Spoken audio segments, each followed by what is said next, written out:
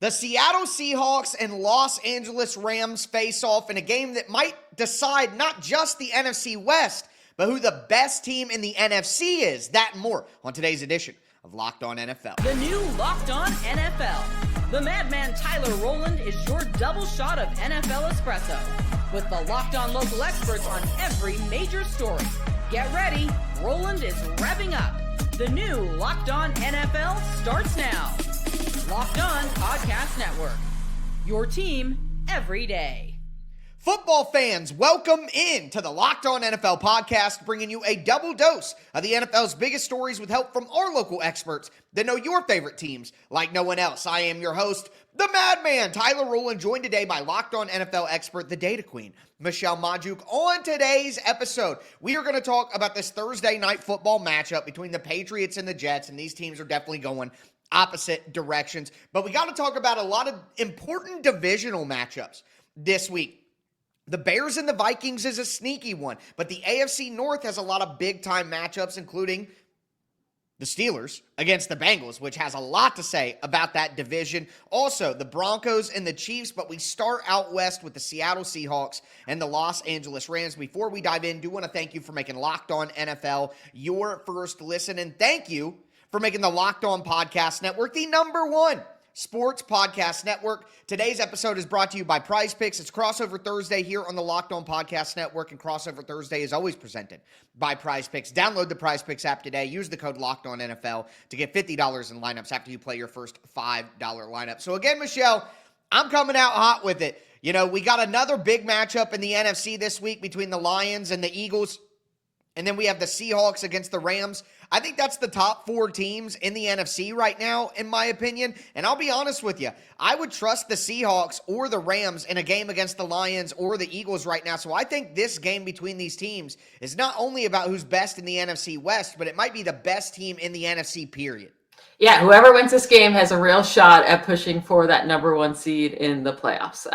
Both of these teams could be undefeated this year. I mean, both of their losses, they both have 2 losses, and they were close losses where the one Rams won. I mean, they're beating up on the Eagles before they let them come back with all those crazy, black kicks and stuff.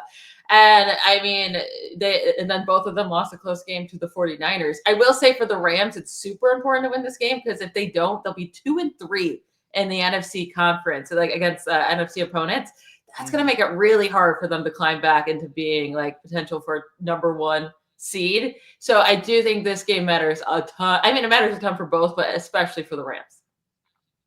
Yeah, 100%. And I think when you have the Rams who play indoors in Los Angeles, and then you have Seattle who maybe might be more used to inclement weather when you go in the playoffs and things like that, the home field advantage, I think will matter a ton here for the Rams for being used to the environment and playing in a dome, and then Seattle because of the home field advantage that they actually have. But also you have the Lions and the Buccaneers still on the Rams schedule down the stretch, which are tough games. So that makes these games even more important. But I really do think that the Rams have a great chance to win this one because they're kind of following a recent NFL trend that has more tight ends on the field, more heavy personnel, and that's something that was discussed on Locked On Rams this week. Again, so getting multiple tight end sets has just been a game changer. It forces teams into a style of defense that they don't want to be forced into. And just look at Saleh. Look at him. They cut to him, and he had no answer. McVay had the cheat code a few years back, 11 personnel. Well, the evolution is 13 personnel, and it's exciting stuff. Well, I got to tell you, I don't know if 3 tight end sets and run game and all that is more exciting than 3 wide receiver, 11 personnel, and 50-point bombs and all that. I don't know if that's quite more exciting, but I do agree with Sean McVay being usually on the cutting edge of where the NFL is going and where the pendulum swings back and forth in the NFL schematically as to what to do. And with all the 2 high safety looks that we're seeing, teams have to run the football more and get more tight ends. Also, we've seen in recent years, constant nickel. Everybody's playing defense and nickel to try to turn the dial and win the math problem. Well, you get people out of that when you got 3 tight ends on the field. So I do find it interesting that Sean McVay, who was kind of at the cutting edge 6-7 years ago, is now on the cutting edge again, turning it the other direction. He really is changing things up too. I love that he's able to be flexible because normally also he always leans on one running back. He just wants to feed one guy. And lately he's been feeding both Kyron Williams and Blake Corum. And I think that's helped. Like Kyron Williams is still doing his thing. He's balling out, but I actually think it helps him to get a little bit of rest and not be dependent on that much. Like his efficiency has gone up with Corum out there as well. So love that. And I mean, Stafford is just playing out of his mind right now. So if he can continue to like not turning over the ball, which is, he's always been a great passer, right? It's just he turned over the ball a lot. And then all of a sudden now he's throwing a gazillion touchdowns and not turning over the ball. And I think that could be the difference of this game. It's going to come down to who can handle the pressure more because both defenses have a great pass rush. Yeah, it's going to be an excellent game to watch no matter what. And another excellent game, that's another division matchup that we have this week, is the Denver Broncos against the Kansas City Chiefs. And with the Chiefs, I mean, right now, the Chiefs are not even in the playoffs in the AFC. They are the 8th seed right now. Now, everybody thinks that the Chiefs are going to come back and they're going to get one of those playoff spots, absolutely. But they do have to prove it, and they have a tough task this week against the Denver defense, which is absolutely fantastic. And our guys over at Locked On Chiefs think that the Chiefs offense will be up to the task. But I have a hard time believing that Kansas City doesn't put up 24 points or more in this game. Yes, the Denver Broncos defense is fantastic, but this Chiefs offense has a lot of special players on it, and I just have I have a very hard time seeing them not put up points 2 games in a row, especially when they know what the stakes are. I mean, I would feel similarly. I would be shocked if the Chiefs kind of laid an offensive stinker. I know they got a touchdown late to make that look better, 21 against Buffalo, but Buffalo's defense is not very good. And if, they had their momentary struggles against Buffalo, I do wonder how they're going to handle Denver's defense. Now, division games are always different. You know each other better.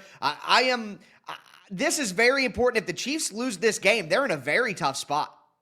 It's going to be interesting because, Bo Nix is disappointing, I think, in his second season. Like, this offense is not thriving. Isn't it weird to say that with what their record is? Like, if you're a Broncos fan, I could see you pushing back and be like, what do you mean? They're 8-2. The team's great. They're winning. But, he has been very up and down. It is very fair to say that. Yeah, and their wins. I mean, a 2-point win against the Jets, a 1-point win against the Giants, a 3-point win against the Texans, a 3-point win against the Raiders. That's like they are clawing for these wins late in games against bad teams. So maybe you don't want to say the Texans are a bad team, fine, but those other teams are just bad teams, the Jets, Giants, and Raiders, and they barely could beat them. So I don't believe in the Broncos. I believe in the Chiefs more. I think they'll figure it out with Rashee Rice and all those weapons. Their biggest issue is they don't have a run game. So it's just like there's nothing to lean back on and scare defenses besides the passing game. Yeah, and we heard that there might have been some interest in Breece Hall before the deadline. Obviously, that didn't take place. We can't know, whether those reports are 100% true or not, but it is fair to wonder if the Chiefs maybe should have made some kind of move. But I think that with the run game, the problems are up front as much as they are with the running back group. So you could switch out a new running back in there, but if it's not Derrick Henry or Saquon Barkley or Bijan Robinson, Jahmyr Gibbs, Devon Achane, I guess, deserves to be in that conversation at this point with the way he's playing. But, I mean, if it isn't a true difference maker, and I think Breece Hall is a very good player, but, I don't know if that he's on that level to make the difference that you need. So it makes sense maybe if the Chiefs declined on that. But can they get it together in time to save their season here? They better do it quick with the Denver defense lurking right around the corner. But with that being said, more divisional matchups that are going to be very, very important, and we head to the AFC North. Do want to let you know that today's episode is brought to you by Supply House. When the opening whistle blows on a new repair, get your crew moving forward with Supply House. Order today and see parts on your doorstep tomorrow. Over 280,000 plumbing, HVAC, and electrical items from the most trusted brands in the business. Their real-time inventory and honest lead times keep you from punting projects, while their industry-leading customer service always has your blind side covered. You need parts fast for a project? Supply House has next-day delivery. Talk about a game changer. Their part finder tools and 3D schematics can save you hours on jobs where every detail matters. Join the free TradeMaster program today and score serious perks like priority shipping, lower prices, and a dedicated support line. Visit supplyhouse.com to sign up for free and use the promo code SHNFL5 for 5% off your first order. That's supplyhouse.com. Real people, real service. Today's episode is also brought to you by Prize Picks. You and I make decisions every day, but on Prize Picks, being right can actually get you paid. Don't miss any of the excitement of this sports season, whether you're following the NFL, the NBA, or both. There's no better time to jump in on the action. If you haven't tried it yet, Prize Picks is the simplest way to play. You just pick more or less on at least 2 player stats, and if you get them right, you win. It takes less than 60 seconds to make your lineup, and you can play anywhere Prize Picks operates, including California, Texas, and Georgia. They have a new stacks feature, and it's a game changer. You can now pick more on Steph Curry's points, threes, assists, all in the same lineup. Plus, if one of your players leaves early with an injury, the injury reboot feature saves your lineup from a loss. Download the Prize Picks app today. Use the code LOCKEDONNFL to get $50 in lineups after you play your first $5 lineup. That's code LOCKEDONNFL for $50 in lineups after your first $5 lineup. Prize Picks. It's good to be right. All right, Michelle, let's continue today's edition of Locked On NFL. Talking about some great games this weekend, but they happen to be divisional matchups. We talked about the NFC West. We talked about the Broncos against the Chiefs in the AFC West. Now we move over to the AFC North, where we have the Cincinnati Bengals against the Pittsburgh Steelers. And Pittsburgh has had struggles on defense at times, but they made a key addition this week with Asante Samuel Jr. And my guy Chris Carter from Locked On Steelers talks about that. Hey everyone, Chris Carter here from the Locked On Steelers podcast, giving you an update as the Steelers have signed cornerback Asante Samuel Jr. to their practice squad, in addition to a secondary that really needs this help. Now, the tricky thing is about this, if you know that name, you remember he was a first-round pick a few years ago, and his dad was an acclaimed cornerback back in the 2000s. But the big thing about this is that this is going to add a serious piece for cornerback depth when this team really does need it. Darius Slay's currently in concussion protocol. Meanwhile, James Pierre, Joey Porter Jr., and Brandon Echols are primarily your cornerbacks now, as Jalen Ramsey appears to permanently be at the safety position, which means Asante Samuel Jr. coming in could give the Steelers a chance at a veteran presence. The thing is, though, he hasn't played football in a year. In 2023, he played with the Chargers, where he did a decent job, and he played in a system that kind of is like what the Steelers are playing now. I'll explain more on that on tomorrow's episode of the Locked On Steelers podcast. Get it wherever you get podcasts and on YouTube. Now, Michelle, I think I read your expression going into the video, and I think I'm with you. I'm skeptical on Asante Samuel Jr. and the impact that he might have, but nonetheless, it's an area where the Steelers did need help, and they went out and got somebody who had a lot of interest around the NFL. Sure. I mean, it's not like he was an elite player before, and he's dealing with this neck injury that apparently has been like a long time coming thing. He's been cleared to play. We'll see if he can come back. We'll see if he's good enough. I mean, this team needed to add pieces, but they needed a trade for a good guy, not like just sign a guy off the street that, no one was going and trying to sign right away. So I don't have great feelings about the Steelers team in general for this season. Lost 3 of the last 4 games. I do think they should be able to beat the Bengals, but they should have been able to beat them a couple weeks ago. But this game's at home. I think they'll figure it out. It's just still, even if they win this game, it's not going to make me feel great about this team moving forward. Aaron Rodgers was so bad last week.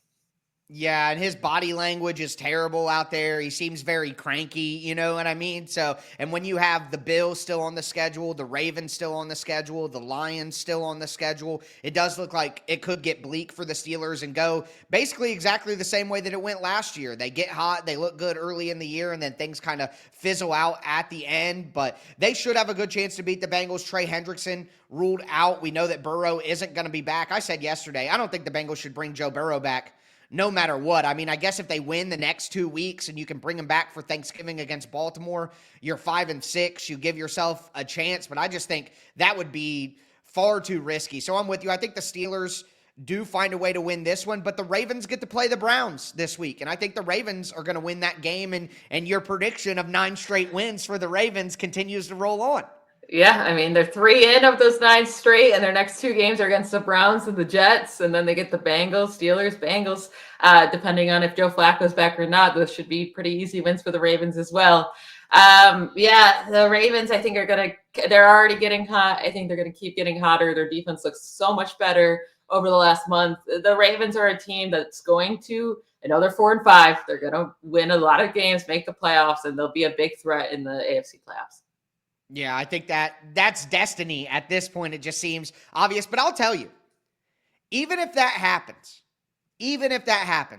I don't think that I like this Ravens team as much as I liked the Ravens last year. Like, I still, even if they fix some things, they trade for Aloy Gilman, they get to move the defense around, change how people are playing. They make some additions like Draymond Jones at the trade deadline. But even my guy Kevin Allstriker from Locked On Ravens said he didn't think that they did enough. I think that Derrick Henry doesn't look quite as good this year. They can't trust their run game. They really need to get Keaton Mitchell more involved, in my opinion. And Lamar just hasn't quite looked great. I go back to that Minnesota game last week, and I talked to Luke Braun on yesterday's episode, who covers the Vikings for Locked On Vikings, and he even agreed, like, this was one of Lamar Jackson's worst games that we've seen recently. Minnesota's defense really gave him trouble when Minnesota's defense hadn't looked all that great recently. Even if the Ravens kind of make the push that you just plotted out, the picture that you painted, even if that does happen, and I think that it's likely that it does, I don't think that I trust Baltimore in this year's playoffs. Yeah, but if let's say your favorite team made the playoffs, right? Which is the Titans, and they will not. I mean, it's impossible, but, sure, we can pretend. Would you really feel comfortable going into a wild card game playing against the Ravens? I would be so scared. No, I think that would be a scary environment for your favorite team. But then again, my favorite team it was a long time ago, but does have a team that walked into Baltimore and knocked off Lamar Jackson when it looked like he was unstoppable. So maybe I'm the worst person to ask because it's so unrealistic now, but also have done it before. But fair enough. I understand. I don't know that I believe in them as much as I like the Colts better than the Ravens this year. If they played in the playoffs, I know it would seem like it would be like classic moment where there's an upset because the Colts have been too good, but I think I would still trust the Colts. Yeah, I would trust. Yeah, well, it's so hard because Daniel Jones versus Lamar Jackson. No, I would trust the Ravens over the Colts in the playoffs. Right. Now, I think the Colts will finish ahead of them in the regular season? Sure. Now, yes. I mean, I think we could both agree we expect the Ravens to end up winning this division, although they started 1-5. And that's why they were the favorites, even when they were 3-5. Because you could see what was happening. Now 9 in a row, that's a lot. That's why we're gonna throw our parade here if Michelle hits big. But I mean, still, the plan was pretty clear to see. But with that being said, I do want to mention one more division matchup that I know doesn't have quite the pop that some of these others have, but I think it could be very interesting for what it could mean because I think the Chicago Bears are on upset alert here. I know that the Minnesota Vikings have not been playing well. I know that, J.J. McCarthy has had his struggles. And I also know that Caleb Williams was clutch for the Bears in their most recent win, as my guy Lauren Cox from Locked On Bears talked about. But the best part about today is that this one was squarely on the shoulders of Caleb Williams. Big-time throws, big-time runs. You're down 20-10, and you need your quarterback to step up when it matters most. And that's what he's done. And that's what he's been doing, but he did it especially in a big way today. I mean, he did do it in a big way. They got the win. They came back. But Jackson Dart went out with injury. Like, they were losing by 10 points for a lot of that game. The Bears may be 6-3, but even though I had them making the playoffs, I don't trust them. I think J.J. McCarthy can beat the Bears in this one, and that will really, I think, have a big impact on where things are at in the NFC. Yeah, if they end up winning this game, it might be their most impressive of the season. Their win so far against the Cowboys, Raiders, Commanders, Saints, Bengals, Giants. Yes. So it's interesting. I very much feel like this is a 50-50 game because I do not believe in J.J. McCarthy. I'm not ready to just say he's a bust. It's been so early in his career, but Clearly, Justin Jefferson's not having a fun time playing with him. He's showing that on his face on the field. Luke came on here yesterday and was like, his body language isn't that bad. I don't think that's the right thing to say. I think that's stereotyping. But I'm like, bro, I watched the whole game. You know what I mean? Like, Aaron Rodgers has bad body language. Justin Jefferson had terrible body language. He was salty. Yeah, the Vikings right now, I don't really trust either of these teams. I really would just say flip a coin. I don't know who's going to win. Right now, the Bears are ahead of the Packers in the NFC standings. It does go Lions, Bears, Packers, Vikings. I'm pretty sure to start the season, that was my prediction. So if this holds true, I'm going to give myself a pat on the back. But no, I do still trust the Packers more than the Bears in general for the rest of the season to come through to at least be the second ranked team in this division.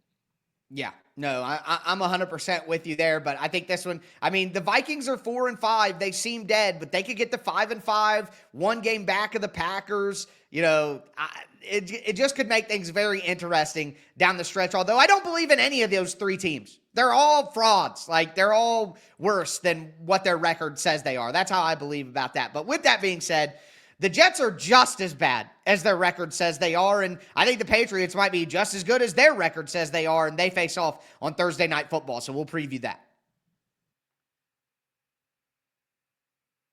Do want to let you know that today's episode is brought to you by BetterHelp.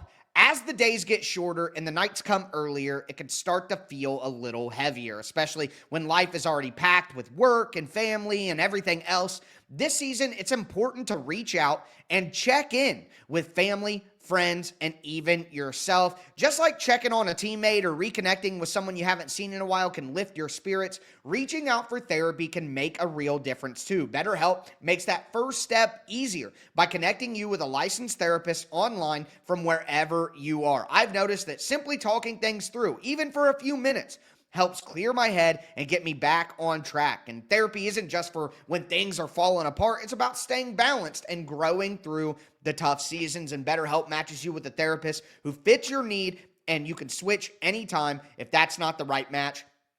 This month, don't wait to reach out. Whether you're checking in on a friend or reaching out to a therapist yourself, BetterHelp makes it simple to take that first step. Listeners get 10% off their first month at BetterHelp.com/LockedOn. That's BetterHelp, HELP.com/LockedOn, because taking that step towards support might just leave you wondering, why didn't I do this sooner?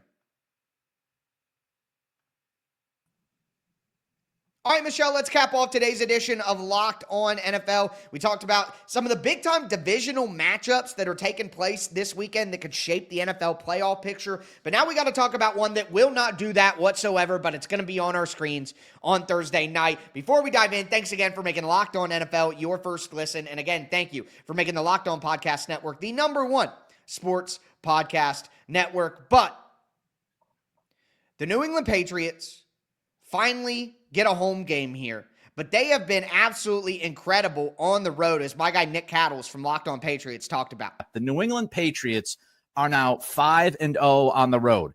Think about that. The Patriots have more wins on the road this season than they had total wins in 23 and in 2024. A 5-0 start on the road. When you can go out on the road and you start a season at 5-0, given what this team had gone through the past couple of years, when you go on the road and you start your season 5-0 on the road, that talks about a team that has a very, very tough mentality. I'm sorry, there's no way that they won 5 road games. They're going to come on loose to the Jets. This is going to be a blowout. It should be, right? Absolutely. Now, Thursday night football games can be wonky, and divisional games can be. I mean, we just saw last Thursday the Broncos almost lose to the Raiders, and the Broncos were home. We saw the Steelers, in week 7, lose to the Bengals against Joe Flacco. That shouldn't have happened, right? So we see these crazy games. I do agree with you, though. This is not going to be one of those because the Jets just don't have the pieces. They don't have anyone that you're worried about. Now on defense, they traded away their best 2 players. And then Justin Fields can't even throw for 50 yards. I mean, it just is. I don't know what's happening. And Aaron Glenn seems to be miserable and not, being mean to reporters and stuff. I don't know. This team's a mess. Yeah, the Drake May's been great. The Patriots should be able to easily handle this game. See, I think this is going to be basically a Drake May coronation. Like, this is going to be, this guy, second year, turning into a blossoming superstar. New England has their quarterback of the future again. Mike Vrabel's the leader of the future. They're going to be an AFC power for 5 years. Like, this game's not going to be competitive, so it is going to be a 4-hour Patriots fest. That's the history. You're back home. Vrabel is a Patriot, the Patriot way. It's literally going to be a Patriots documentary for like 4 hours, and there's really not much the Jets can do about it. Like you said, the offense just isn't there. They got rid of their 2 best players on defense. I don't blame them for those moves. I think the Jets did the right thing by getting those draft picks back, and now they're stocked for the future, but the future isn't right now. And you're right. The head coach is kind of acting out the Rich Samini thing when he's like, oh, you get your injury updates from him. Like, let's be professional here. You know how the industry works. And the injury update was about Garrett Wilson, who the recent update from Rich Samini was that he was going to be out like 3 to 4 weeks with a knee issue. And my guy, John Butchko from Locked On Jets, spinning it positively, saying, hey, if it was going to happen, now is probably the right time. It's tough to use the 17 regular season games to just get guys reps, except if you're in a position like the Jets, where there's not a lot of pressure to win, where the season's really about building for the future anyway, where you're using these regular season games to try and develop players. So Adonai Mitchell and John Mechie both now can get opportunities. And look, if Garrett Wilson was healthy, of course you put Garrett Wilson on the field. Garrett Wilson's a star. Garrett Wilson makes your team better. If you have to lose Garrett Wilson, though, at some point, this is probably the situation where you'd want it to happen, where you're actually opening up reps in games that don't really mean a whole lot for young guys who you're hoping will help the team going forward. I mean, as a guy who's covering a tanking team that's terrible, I totally buy into the, hey, if you're going to miss them, might as well miss them now when you want to lose games anyway. I mean, the Jets don't even want to win this game. They shouldn't want to win this game. That, all of those factors together, there's no way that this is going to, like, the Bengals wanted to win that game. They had Joe Flacco. They had we'll get Joe Burrow back. Blah, blah, blah, blah, blah. You know what I mean? The Raiders are coming off a win. They're like, all right, we can play competitive. We're getting Brock Bowers back. We're ready to go. No, you know what I mean? So, like, I just feel like the Jets, unlike those teams, they don't even want to win this game. Yeah, I mean, it's unfortunate, actually, that they won their last 2 games. Like, stop winning, Jets. Like, right. You look terrible while you do it. Stop winning. There's 3 teams that are so desperate for the number 1 overall pick to get a good quarterback, to get the top quarterback, and that's the Jets is one of them, the Browns, and the Saints, right? I don't know if I'm missing anyone obvious here, but no, that's like, right. The Jets need to start losing all their games. And their next 3 games, Patriots, Ravens, Falcons, they should lose those. And they get the Jags and the Patriots again and the Bills. So it's like, when you get up against the Dolphins and Saints, don't try so hard, Like, just let yourself lose the games. Yeah, it is what it is. They don't have a lot of answers at any positions right now, and one of the only answers that they do have is Garrett Wilson is a good player. You know that, so rather than rush him back out with a knee injury or anything like that, this is certainly a spot where you should kind of play it safe with some of your best players. But with that being said, that is going to do it for today's edition of Locked On NFL. I am your host, the Madman, Tyler Rowland, for my co-host, the Data Queen, Michelle Majuk, as we tell you every single episode. Thanks for tuning in. Stay safe out there. Bye, y'all.